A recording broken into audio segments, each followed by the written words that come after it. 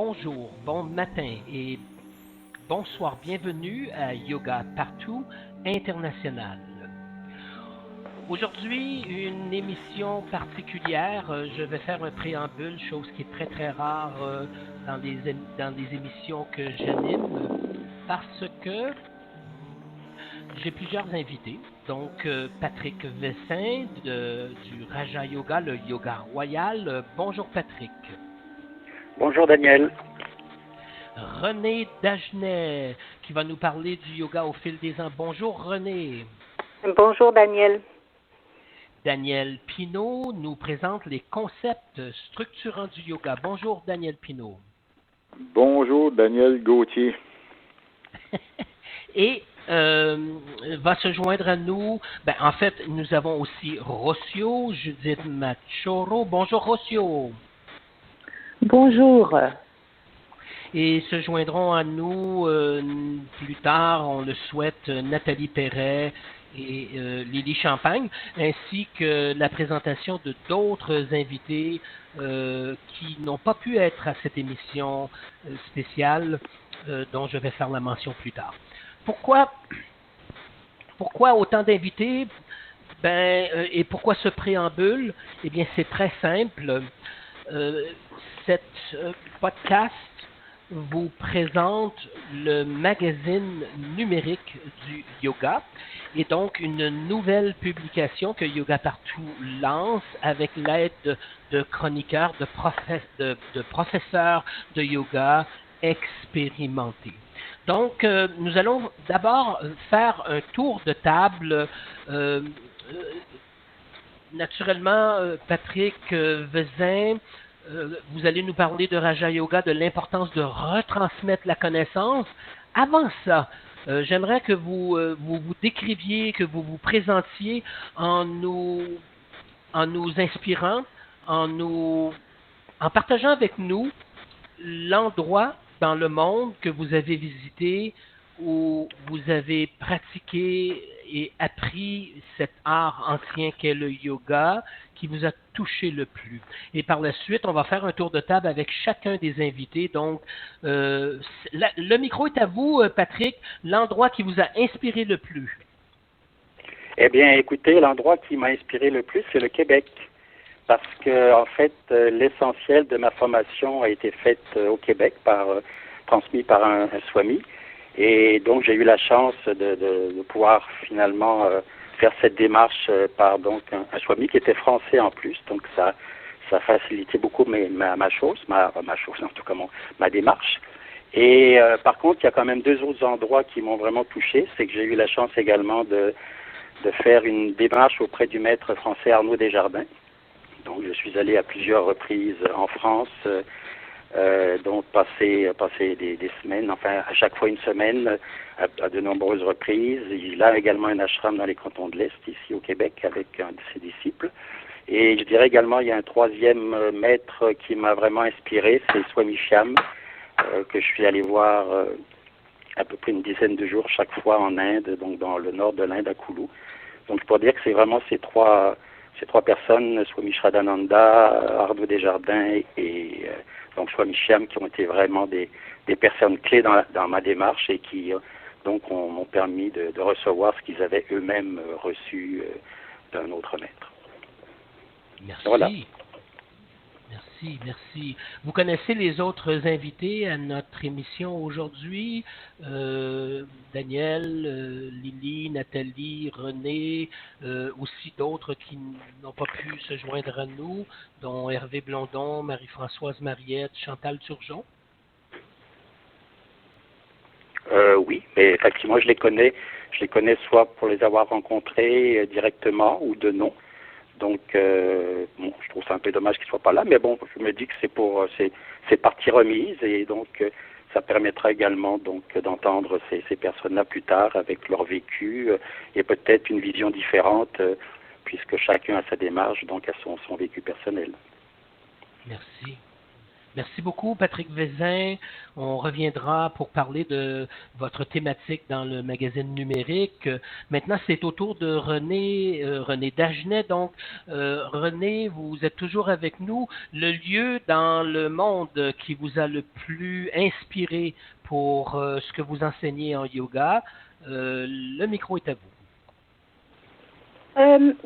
C'est pas tellement un lieu comme tel. Si je devais parler d'un lieu, je parlerais de l'Inde, mais l'Inde, j'y suis allée seulement l'an dernier. Donc, ce qui m'a inspiré, ce sont plus des gens qui ont amorcé ma démarche à partir de l'âge de 24 ans, qui m'ont amené à ma maître spirituelle avec qui j'ai travaillé pendant plus de 25 ans. Qui m'a formée aux arts spirituels. Et parallèlement à ça, j'ai eu ma formation de yoga aux États-Unis au centre Kripalu avec les élèves de Amrit Desai, qui était celui qui enseignait le yoga Kripalu.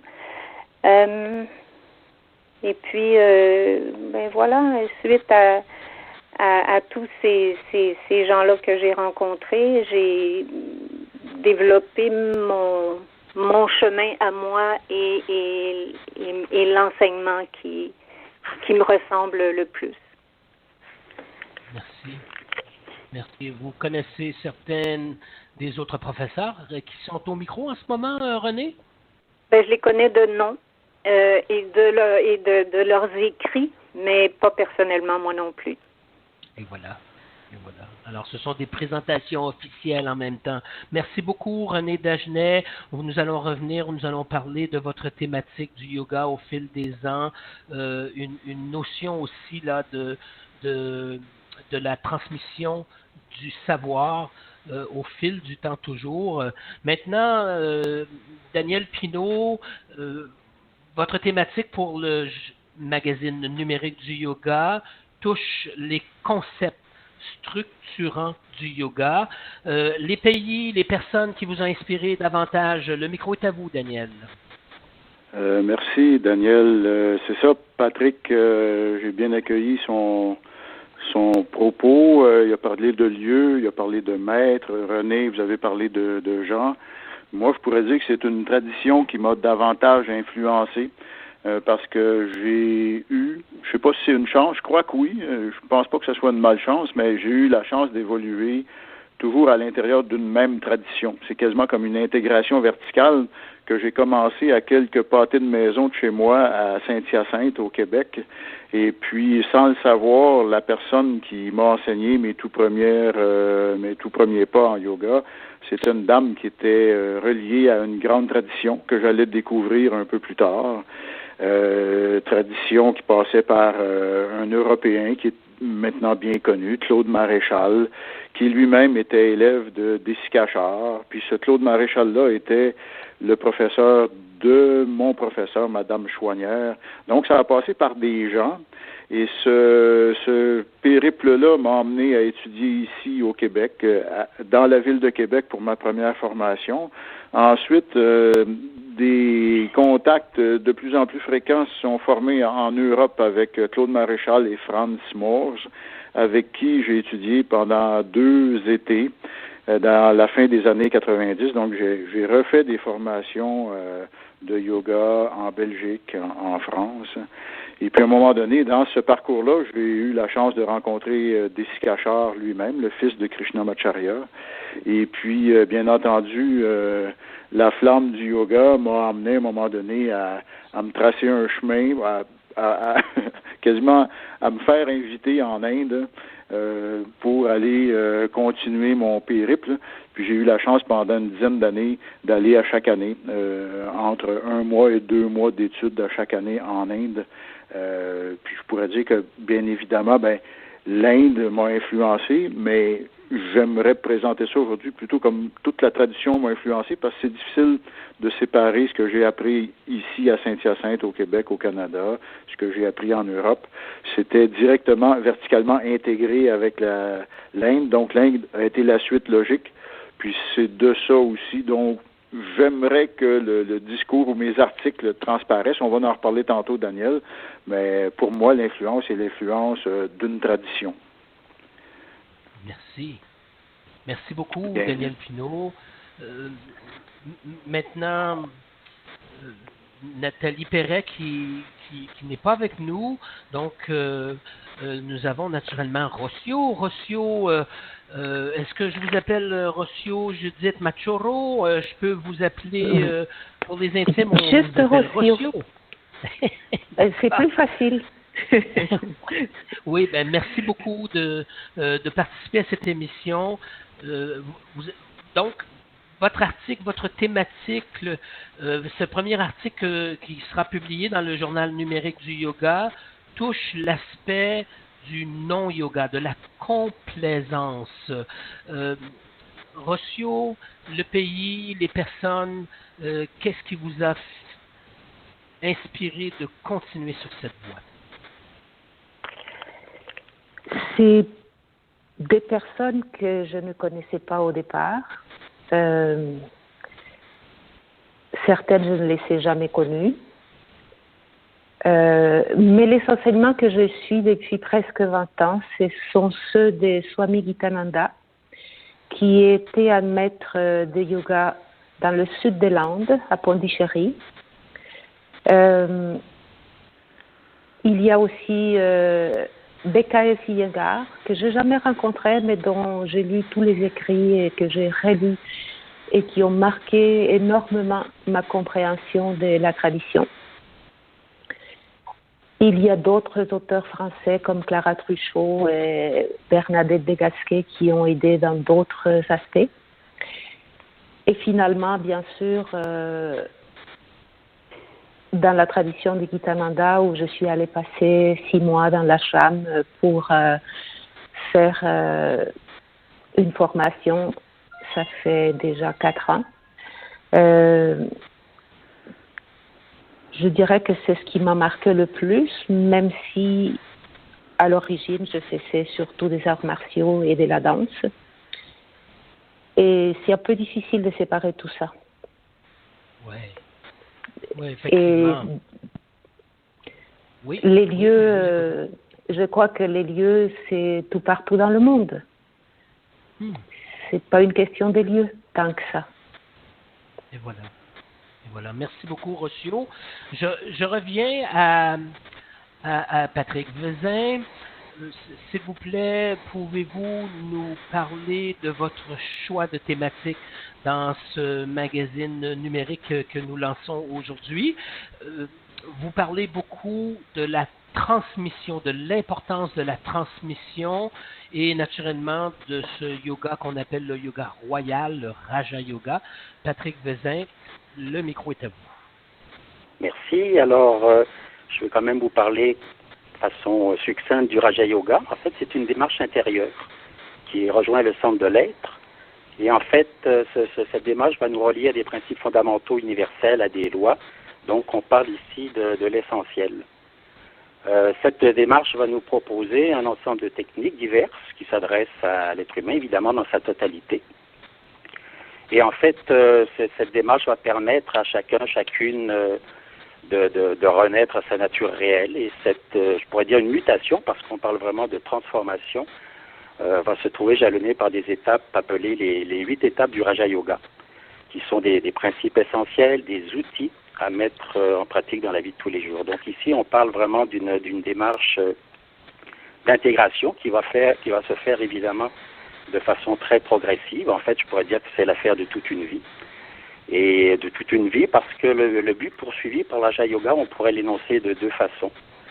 On pourrait dire, j'aspire à ce que je pressens d'une grande transformation intérieure, d'une réalisation. Donc il y a, je pourrais dire, un appel intérieur qui nous amène à vouloir, comme dans toute démarche intérieure d'ailleurs, à vouloir vraiment aller en profondeur, d'une part. Mais dans certains cas, je pourrais dire que pour certains individus, on pourrait l'énoncer de façon différente, à savoir, je ne peux plus continuer à garder dans ma vie le même fonctionnement. Il y a quelque chose qui m'appelle, mais on pourrait dire, je ne peux plus continuer comme ça, tout simplement. Et cette aspiration, peu importe que je pressente d'une grande transformation ou que je pressente il faut que ça change. Il y a, on pourrait dire, ma petite voix intérieure qui me dit il faut que je passe à autre chose. On pourrait le dire de façon très très simple, c'est tout simplement être heureux, pleinement heureux, heureux toujours. Autrement dit, ne plus être malheureux, ne plus souffrir.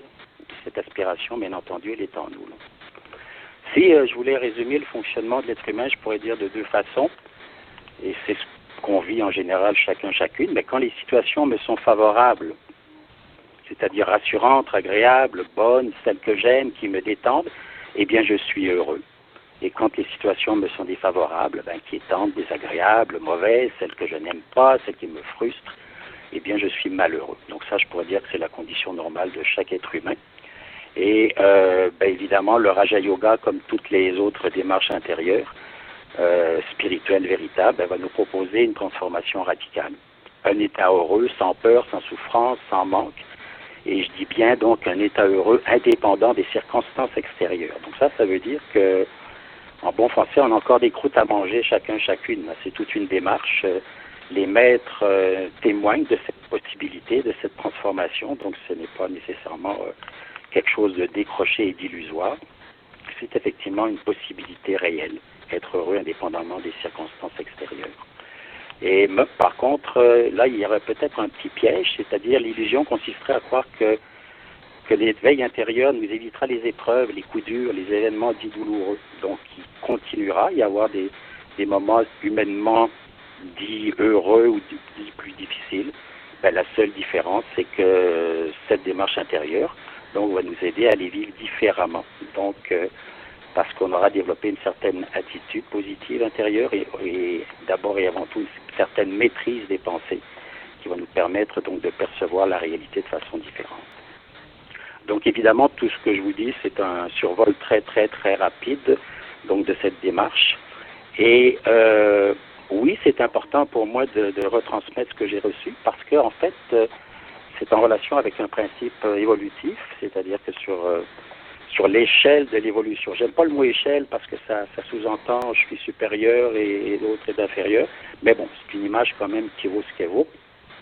C'est-à-dire que si je veux franchir une étape supplémentaire, c'est-à-dire monter d'un échelon, il va falloir que je tende la main à quelqu'un pour que cette personne puisse monter sur mon propre échelon. Donc, même je dirais qu'il y a un monsieur qui s'appelait André Poré, donc que j'ai rencontré également dans ma démarche, qui disait celui qui a reçu, qui ne retransmet pas, est un voleur. Donc, c'est quand même fort comme affirmation. Donc, ça revenait évidemment à dire la démarche est une démarche évidemment intérieure tournée vers soi, mais c'est d'abord et avant tout également une démarche d'ouverture vers les autres qui permet à chacun, chacune d'évoluer avec l'ensemble. Donc, grosso modo, c'est ce que j'avais à vous dire aujourd'hui, évidemment à travers les articles, à travers ce qui se fera ensuite à travers le web, évidemment, vous pourrez tranquillement découvrir ce qu'est cette démarche. Voilà, Daniel.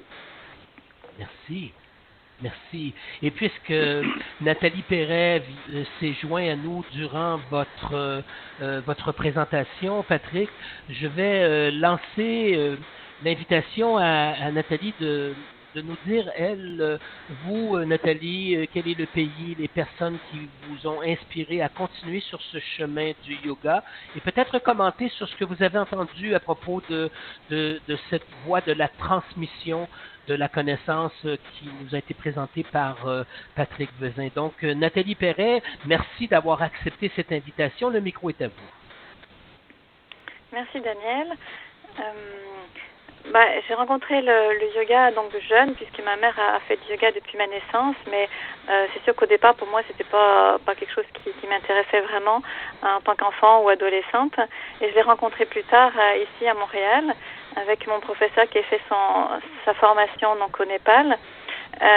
Et puis tout de suite, c'était comme un peu un choc où je me rendais compte que ça venait vraiment me chercher très profondément. Même si au départ je voulais faire juste quelque chose de physique, ça venait me chercher à tous les niveaux, spirituel, émotionnel, enfin vraiment très profondément. Donc je voyais à quel point c'était inconfortable, mais en même temps c'était vital pour moi de continuer dans cette voie et qui me remplissait complètement.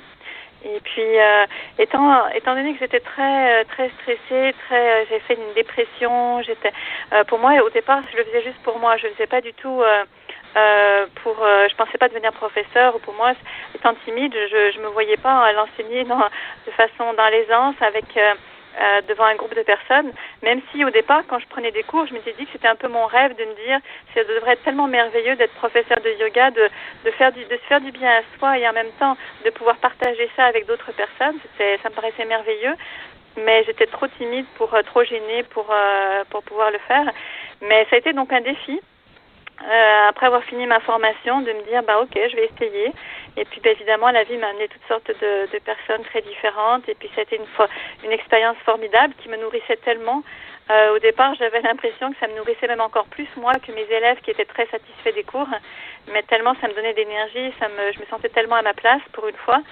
Et puis donc c'est ça, donc pour moi c'est venu quand même assez rapidement de venir enseigner, de voir que je pouvais, ça nous fait du bien à nous aussi de voir qu'on peut faire du bien aux autres, de donner aussi est quelque chose qui nourrit beaucoup.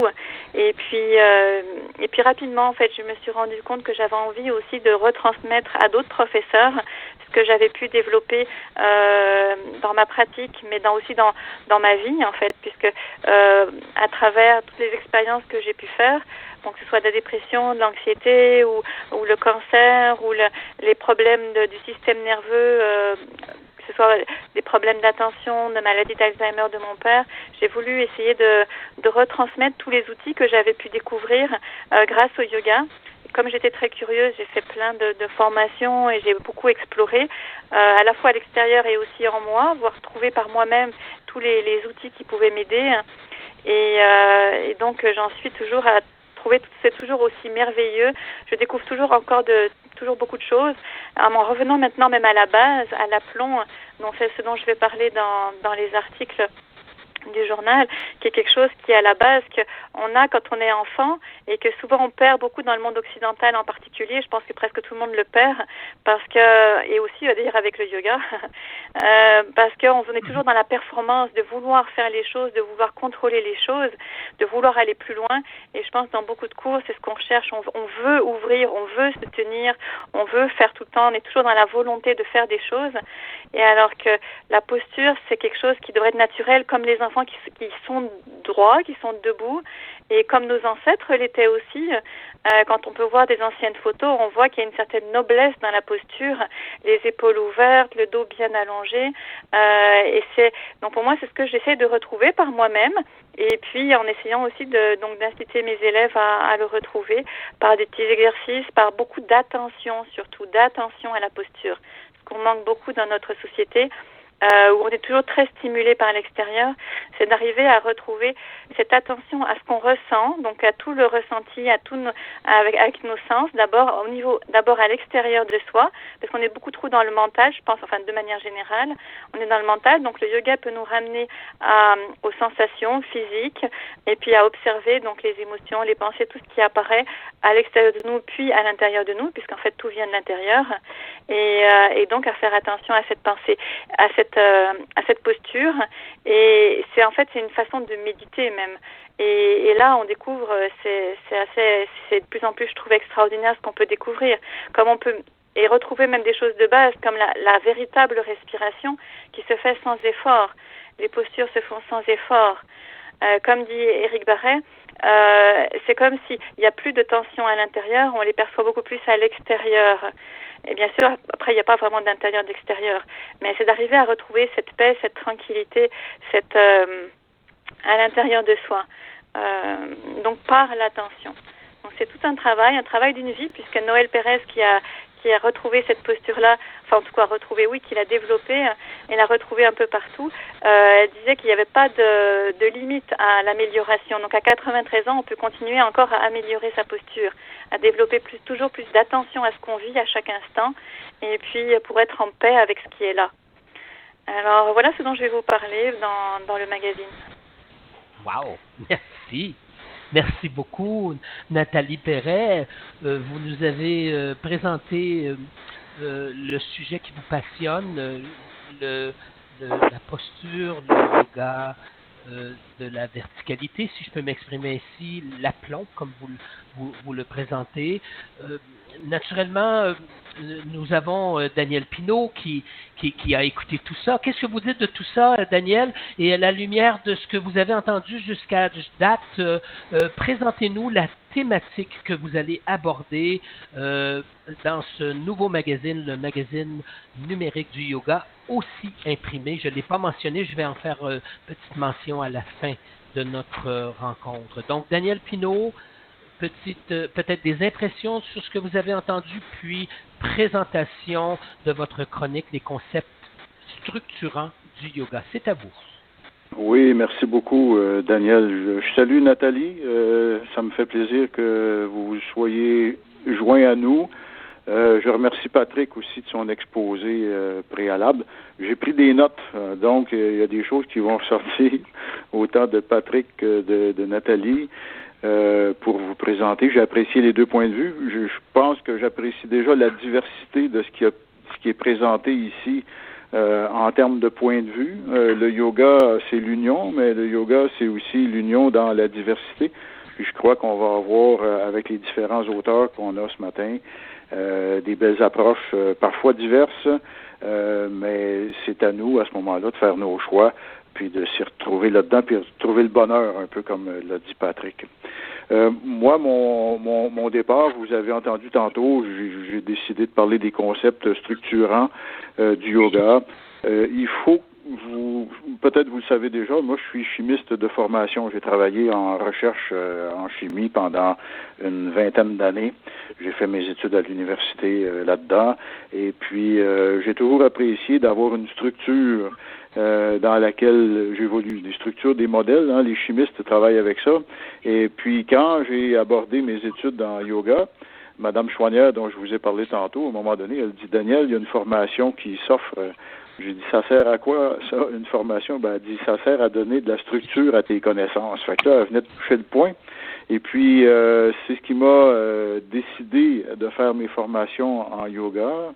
Et par la suite, comme Patrick l'a bien mentionné tantôt, étant donné que je veux pas être un voleur, ben, j'ai aussi l'idée de transmettre ce que j'ai reçu. Moi, je le fais déjà dans diverses revues, dans des ateliers, des séminaires, des formations. Puis la volonté de transmettre, j'ai essayé de choisir un point de vue qui, j'espère, va être différent de tout le monde, en même temps, va rejoindre aussi chaque aspect. C'est que le yoga, moi, de la façon dont je le comprends, il est supporté, non, je vais utiliser ce mot-là, supporté par une certaine structure qui vient des Védas, l'ensemble des connaissances du yoga, qui vient du Samkhya, un des points de vue des darshanas, qui est né à peu près dans la même époque que le yoga, qui contient beaucoup d'explications, de modèles philosophiques qui servent de base au yoga. Et moi, personnellement, la connaissance de ces modèles me rassure, dans le sens que je comprends que le yoga, c'est d'une part une expérience personnelle, mais je comprends par la structure qui est donnée aussi qu'il y a des yogis qui sont passés avant nous, qui ont tracé un chemin, et cette structure-là que je veux vous partager, en fait, c'est pour aider à préciser les concepts qui vont nous définir ce chemin du yoga, tel que les anciens l'ont conçu, tel que le yoga existe depuis 3000 ans, et puis définir les concepts qui vont enrichir la compréhension, la pratique et l'enseignement du yoga. Je vous donne quelques petits exemples, là. Comme je vous ai dit tantôt, le yoga et le Samkhya, c'est deux points de vue qui, historiquement, se sont côtoyés. Ben, j'aimerais justement avoir un article à un moment donné qui va parler du yoga Samkhya. La même chose avec le Vedanta, situer un peu le yoga par rapport à l'immense connaissance qui nous vient du Vedanta. Puis parler justement des concepts fondamentaux que souvent on a de la difficulté à aborder dans des cours d'1 heure ou dans des formations de 2 heures. Le dharma, par exemple, les modèles de la conscience, le purusha, la prakriti. Parler de l'inscription des mémoires. À l'intérieur du corps, il y a des mécanismes qui font que les mémoires vont s'enregistrer dans notre corps, dans notre énergie, dans notre prana. Ben, les mécanismes sont bien décrits. Parfois dans le Samkhya, parfois ailleurs dans d'autres textes. Donc, c'est un peu dans cette optique-là que je prévois vous présenter des articles mensuels là-dessus. Puis là-dedans aussi, je veux tenter de m'adresser. Descachard a toujours dit qu'il fallait à la fois s'adresser aux néophytes, celui qui connaît moins le yoga, puis savoir s'adresser aux personnes plus seniors ou plus expertes et aussi s'adresser aux enseignants. C'est le défi que je me donne. Et puis, je veux tout simplement terminer par une dernière parole aussi. C'est que Patrick, tantôt, a dit qu'il avait la volonté, puis ça, c'est très, très noble, de transmettre ce qu'il a reçu. Nathalie a mentionné que ça fait du bien de faire du bien aux autres en yoga. Puis Descachard, lui, nous disait, quand vous enseignez, sachez que vous enseignez par expérience. Et votre expérience parle plus fort que ce que vous dites parfois. Donc, j'ai l'intention d'essayer de transmettre le mieux possible, bien, bien humblement, l'expérience de mes années d'études et de pratique du yoga dans ces articles. Fait que tel sera mon propos. J'espère que ça va bien cadrer avec le reste des participants. Voici Daniel. Voilà. Merci. Merci. Et durant votre présentation, Madame Lily s'est jointe à nous. Madame Lily, on entend beaucoup tous les bruits d'arrière-fond. Donc, nous vous entendons. On sait que vous êtes là. D'abord, on va continuer dans l'ordre des choses. Merci Lily d'être patiente avec nous. Daniel Pinault, votre synthèse est vraiment intéressante. J'ai bien hâte de vous lire, de vous entendre, peut-être même de vous voir. Ce magazine numérique va permettre de partager la connaissance du yoga avec les nouvelles technologies.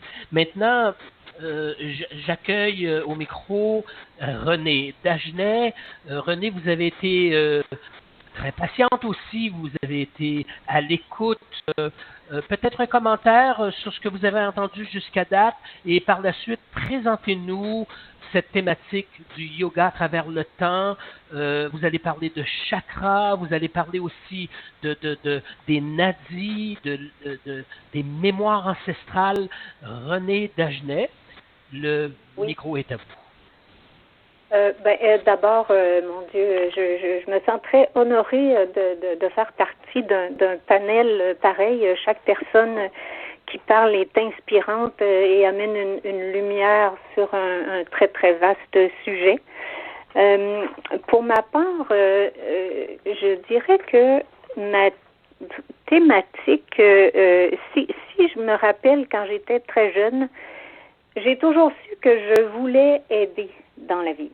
Et ça a commencé avec mes études de psychoéducation où je voulais aider les jeunes délinquantes.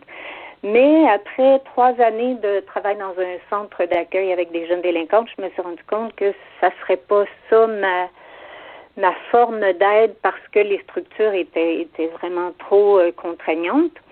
Et donc, j'ai fait plusieurs choses à la suite de ça. Et quand j'ai rencontré ma maître spirituelle, qui travaillait vraiment à tous les niveaux, un de ces niveaux-là était le Hatha Yoga.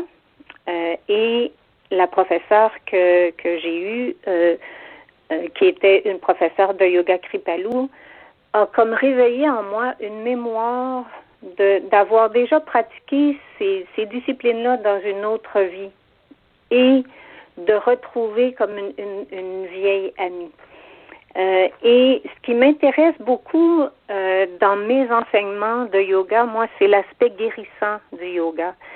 C'est l'aspect de retrouver une estime personnelle. Je vois beaucoup de gens qui... d'abord, je travaille beaucoup avec des gens qui n'ont pas énormément de souplesse et je peux voir qu'ils se dévalorisent un peu à cause de ça, mais mon enseignement est toujours dans plus le ressenti, jamais dans la performance, pour retrouver l'estime du corps. L'autre point, c'est de revenir à l'âme, particulièrement dans une culture qui est tellement matérialiste, où est-ce que l'âme, elle est évacuée. C'est ce que j'essaie de redonner aux gens dans le yoga.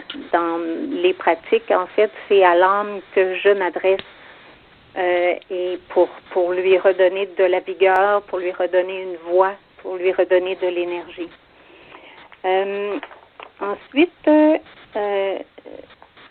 d'où moi je viens, on faisait un yoga qui est en fait dans toutes mes années de pratique personnelle. Le yoga, c'était le yoga ancestral, donc dans toutes ses composantes qui n'étaient pas juste le corps. Et au fil des ans, ce que j'ai vu autour de moi qui m'a heurté longtemps, c'était les centres de yoga qui ouvraient et qui prétendaient offrir du yoga, mais qui offraient juste la partie gymnastique du yoga. Et j'étais très... j'avais comme une fidélité au yoga ancestral. Et j'ai réagi longtemps à ces centres-là en disant, mais c'est pas du yoga qu'ils offrent. Ils peuvent faire ce qu'ils veulent, mais appelez pas ça du yoga, là. C'est d'usurper l'identité qui est pas la bonne. Puis finalement, je me suis rendu compte que ça servait à rien de m'insurger contre cet état de fait-là. Puis je me suis dit, mais est-ce qu'il y a un aspect qui pourrait être positif là-dedans, qui est entre autres de rendre le Hatha Yoga plus disponible, plus connu, alors que quand moi j'étais jeune, le yoga c'était vu comme étant quelque chose de très flyé, tandis qu'aujourd'hui c'est très très à la mode. Tout ça pour en arriver à que le vrai but de tout mon enseignement, en fait, c'est d'arriver à incarner les valeurs spirituelles, parce que c'est évidemment, j'ai lu aussi beaucoup de livres.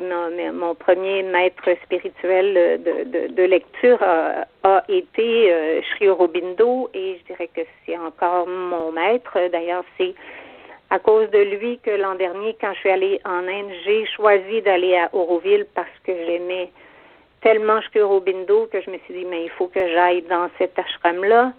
Il faut que j'aille sur le Samadhi, il faut que je connaisse l'œuvre de la mère Auroville. Et donc, Sri Aurobindo qui m'a inspiré toute ma vie. Je sais plus où je m'en vais. Les valeurs spirituelles. Mais donc, ma thématique à moi, c'est d'incarner les valeurs spirituelles. C'est d'abord de bien identifier les valeurs spirituelles qui nous sont données par les maîtres, mais ensuite, c'est comment incarner ça dans la vie de tous les jours, ce qui est vraiment la difficulté. Et puis, je dirais que c'est sur cette thématique-là que va porter pas mal tous mes écrits, parce que une théorie, j'aime bien, mais il faut que ce soit incarné, sinon moi je pense qu'il y a besoin de plus d'études, il y a besoin de plus d'approfondissement. Alors ça ressemble pas mal à ça. Merci beaucoup. Merci beaucoup René Dagenet pour ce partage, cette expérience et ce goût de transmettre. Si je reprends le discours du début de Patrick Vezin, l'importance de retransmettre, parce que je peux me tromper là, Lily Champagne, peut-être que vous allez aller dans ce sens. Présentation, le micro est à vous, Lily. Un Parfait. lieu qui vous a inspiré à continuer ce chemin du yoga. Peut-être un commentaire aussi de ce que vous avez entendu jusqu'à date et naturellement votre plume, votre signature, votre thématique dans le nouveau magazine numérique du yoga aussi imprimé. Lily Champagne, merci beaucoup d'avoir accepté cette invitation. Le micro est à vous. Merci Daniel. Alors moi j'ai la chance et le privilège de connaître déjà quelques personnes que j'ai pas entendu Patrick parce que je suis arrivée un petit peu plus tard, mais je suis arrivée quand Daniel commençait son petit témoignage que j'ai beaucoup apprécié. Alors, bien entendu, moi, j'ai des liens peut-être davantage avec Daniel parce qu'on vient de la même école, mais on a chacun nos couleurs différentes. Moi, ce qui m'a vraiment inspirée au départ, c'est que je pense que je n'étais pas destinée du tout au yoga. En tout cas, je ne le savais pas. Puis, ça a été un problème de santé qui a fait en sorte que j'ai dû faire des recherches pour essayer de retrouver la santé physique. Et une collègue de travail m'a proposé vraiment d'aller suivre un cours avec elle, un cours de yoga. Puis, sur le coup, je me suis dit, oh non, c'est vraiment pas pour moi. Et mon enseignante, qui, je pense, enseigne toujours, qui doit être rendue à 80 ans dépassée, qui était une dame qui s'appelle Jeannot Poulain, qui restait à Québec, parce que dans cette période-là, j'ai vécu à Québec. Et c'était une dame qui était super dynamique. Puis ça m'a beaucoup inspirée parce que ça collait beaucoup à mon tempérament puis ma personnalité. Je pense que si j'avais au départ été en contact avec une personne qui était trop zen, ou en tout cas qui donnait l'impression d'être très, très zen, je suis pas sûre que j'aurais accroché autant. Mais comme Jeannot, c'était une femme qui était très dynamique, très vivante, qui bougeait beaucoup, puis qui avait une vie sociale très, très riche, c'est comme je me suis reconnue dans ça. Puis je pense qu'elle a reconnu quelque chose en moi aussi, parce que après 1 mois de cours de yoga, elle m'a annoncé qu'elle m'avait inscrite en formation. Et puis là, j'ai dit, je sais pas. Puis je pense qu'elle a vu en moi la possibilité de pouvoir devenir une enseignante. Fait que je pense qu'elle m'a comme poussée en dehors du nid, de mon confort. Puis je pense qu'à mon premier cours de yoga, puis ça, je le répète continuellement, mais à mon premier cours de yoga, je savais que j'en ferais toute ma vie. Parce que je suis allée chercher dans mon cours de yoga quelque chose qui était de l'ordre, bien entendu physique, parce que j'avais besoin de travailler ma santé physique, vu que je partais de loin physiquement, là. Mais il y avait comme quelque chose qui venait être nourri dans une dimension plus intérieure. Puis c'était comme si tout à coup, je pouvais être en relation avec une partie plus intime de moi que j'avais jamais connectée ou que j'avais perdue à cause de mauvaises expériences au niveau de la religion. Puis là, ça m'a vraiment parlé. Puis j'ai jamais vraiment eu besoin par la suite de trouver un emploi. L'emploi est toujours venu à moi. Fait que j'ai été engagée dans des YWCA, puis après ça, tranquillement, je me suis mis à enseigner dans des organismes communautaires et tout ça. Et maintenant, c'est pour ça que je suis en retard. Alors maintenant, j'ai l'école de yoga, puis je suis devenue formatrice. Puis ça fait plus de 30 ans maintenant que je fais ça. Puis moi, ma façon de vouloir propager la bonne nouvelle du yoga, c'est d'en parler. Je dis tout le temps, quand je commence mes cours, moi, j'enseigne avec ce que je suis, puis j'enseigne avec ce que je vis. Fait que je vous donnerai pas beaucoup d'exemples qui sont que je connais pas vraiment, puis qui sont hors de nous, là, parce que je pense vraiment que le yoga, ça se vit au quotidien, puis que j'ai la capacité, je pense, de faire des liens facilement avec des choses très personnelles, puis qui permettent d'avoir une meilleure compréhension, je pense, de la philosophie du yoga. Moi, c'est sûr que mon thème, ce sera le yoga sans chichi. Fait que c'est bien entendu basé sur les Yoga Sutras de Patanjali, parce que c'est ce que j'enseigne depuis plus de 30 ans. Puis c'est ce qui m'anime, c'est ce qui m'a permis de dépasser plein d'épreuves dans ma vie, puis qui fait en sorte que j'ai été capable de nourrir le beau et le bon en moi, mais je pense autour de moi aussi. Fait que c'est un peu ça ma passion que j'ai le goût de communiquer et de partager. Merci. Je ne sais pas s'il y a autre chose que je pourrais dire, là, mais... peut-être qu'il y a quelqu'un qui nous entend du panel qui aurait une question. Sinon, on va continuer notre tour de table. Bonjour Lily, Daniel Pinault. Bonjour Daniel. Ça va bien? Oui, ça va très bien, oui. Ma question est d'ordre assez général. Comment ça va pour toi cet hiver? Ça va très bien. C'est sûr que, comme tout travailleur autonome qui a des écoles de yoga, c'est sûr que des fois, ça bouge beaucoup, les choses bougent beaucoup. À chaque année, je remets toujours en question certaines dimensions de ma vie. J'ai pris la décision cette année que j'arrêtais de former des groupes d'enseignants, que je vais me spécialiser plus en post-formation. Ça a été une décision importante, mais bon, je pense que rendu à 61 ans, des fois les choses bougent, changent. Puis là, j'ai bon espoir que dans 2 ou 3 ans, il y a quelqu'un d'autre qui prendra la relève du centre, puis que je ferai autre chose. Moi, je voudrais me spécialiser. Comme j'ai dit à Daniel, moi, j'aimerais bien aller travailler en Europe, puis aller donner des petits ateliers, puis je suis certaine que je les ferais rigoler un petit peu avec mes exemples. Mais bon. C'est parfait, ça me fait plaisir. Toi, Daniel, à ton école? Ça me fait plaisir de savoir que tu te joins au groupe, puis je connais ton dynamisme, que ça va être agréable que tu partages ces articles-là. Parfait. Je te remercie beaucoup. Moi aussi, ça va bien. On pourra se reparler en détail de tout ça. Merci beaucoup. Parfait. Je laisse la parole à Daniel. Ça fait plaisir. Merci, Lily. Merci, Daniel, d'avoir comme ça ajouté une note personnelle. Naturellement, je vous ai fait patienter, Rocio. Peu de personnes vous connaissent. Il y a beaucoup d'idées qui ont circulé jusqu'à date. Vous m'avez souvent parlé du non-yoga, de vivre un yoga qui est très personnel. Parlez-nous un peu de cette thématique que vous allez aborder au cours des mois par l'entremise du magazine numérique aussi imprimé, le magazine du yoga. Tout d'abord, c'est sûr que je ne parlerai pas toujours sur le non-yoga,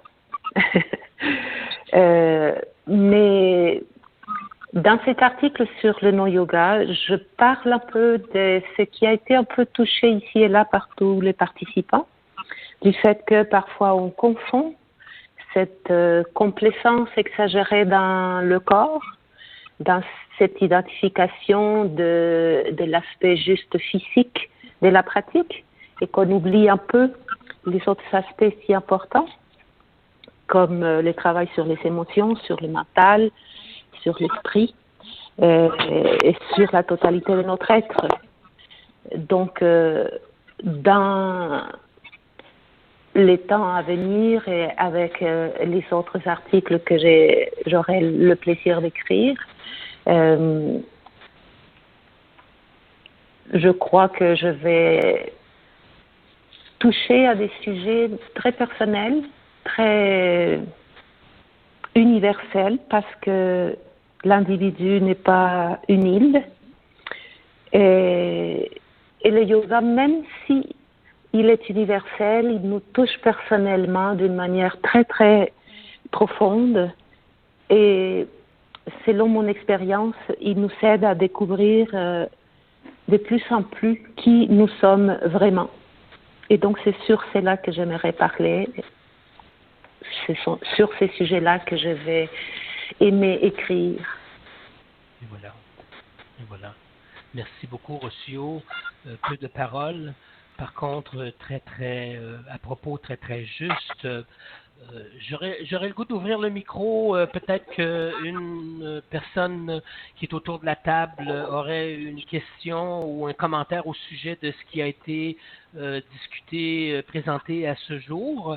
Donc, le micro est ouvert. Je vous laisse la parole. Voilà. Daniel Pinault, moi je salue la diversité, puis une chose qui a été touchée à peu près par tous, c'est cette idée de ramener certaines valeurs du yoga à des valeurs originales. J'aime bien ce que Rocio vient de parler, la complaisance du corps. Il me semble que souvent ce qui prédomine depuis plusieurs années, c'est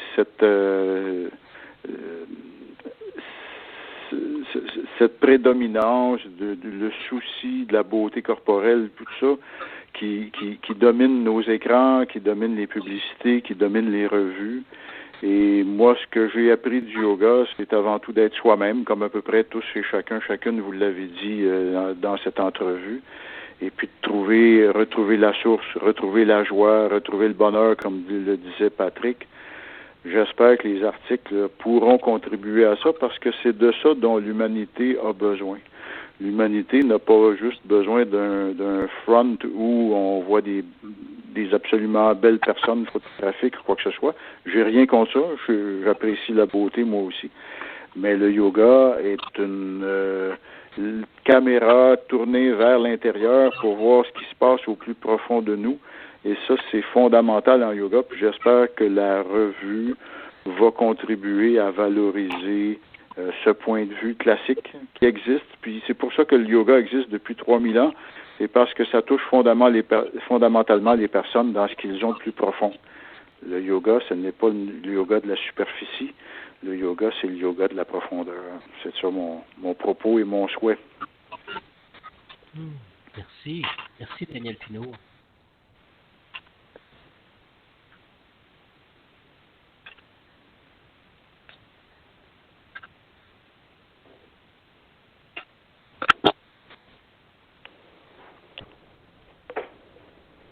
Personne n'ose dire quoi que ce soit d'autre. Tout a été dit complet. Moi, je vais aussi dire quelque chose. Allez-y, Rossio, nous vous écoutons. Juste parler du temps. Le temps passe et malgré que le temps passe, le besoin de l'humain reste le même et le besoin donc d'évolution personnelle et d'épanouissement auquel obéissent plutôt les pratiques du yoga restent toujours modernes, toujours d'actualité. Et dans cette actualité du yoga et de l'écoute de soi, je me dois de vous dire que je meurs de faim. Et donc, que je dois partir manger. Je vous remercie. Je vous remercie d'avoir été au micro avec nous. Vous avez prononcé le mot de la fin qui revient à une parole que je dis moi-même lorsque j'enseigne. C'est cette parole de Ramakrishna ou cette histoire où on entend l'enfant qui dit à sa mère « Maman, maman, j'ai faim. Réveille-moi lorsque ce sera le temps de manger. » Et la mère répond « Mon enfant, la faim te réveillera par elle-même. » Quelle belle image. À moins qu'il y ait autre chose, parce que tout a été dit, c'est une invitation donc à suivre ce nouveau magazine, le journal numérique du yoga. Il y a un nouveau site web qui va être lancé, puisque la mission, plutôt les objectifs de Yoga Partout ont été modifiés légèrement. La mission demeure toujours la même, de présenter du yoga de qualité, de faire en sorte que des étudiants qui n'ont pas accès à des professeurs qualifiés puissent le faire et que ces professeurs qualifiés puissent rencontrer des étudiants à la recherche de cette connaissance, de cette soif de connaissance. Merci Patrick Vezin, merci Daniel Pinault, merci Lily Champagne, merci Nathalie Perret, merci René Dagenet et n'ont pas été avec nous Hervé Blondon qui sera aussi chroniqueur pendant le temps qu'il faudra, le temps qu'il pourra, Marie-Françoise Mariette, merci beaucoup et Chantal Turgeon du Centre Kaivalya. À la prochaine, c'est un autre rendez-vous. Je vous souhaite tout le bonheur. Merci d'avoir accepté cette invitation. Et un immense merci à toi, Daniel Gauthier, d'avoir uni tous ces gens-là et d'avoir mis ça sur pied. Chapeau. Je m'unis à ça. Merci, Daniel Gauthier. Oui, merci. Merci, Rocio. Merci à tout le monde. Puis, je vous souhaite une bonne continuité. Au plaisir de vous lire. Oui, et voilà. De même. Oui, au plaisir de vous lire tous. Oui. Merci à tous. Bonne journée à tous. Bonne journée. Au revoir. Au revoir.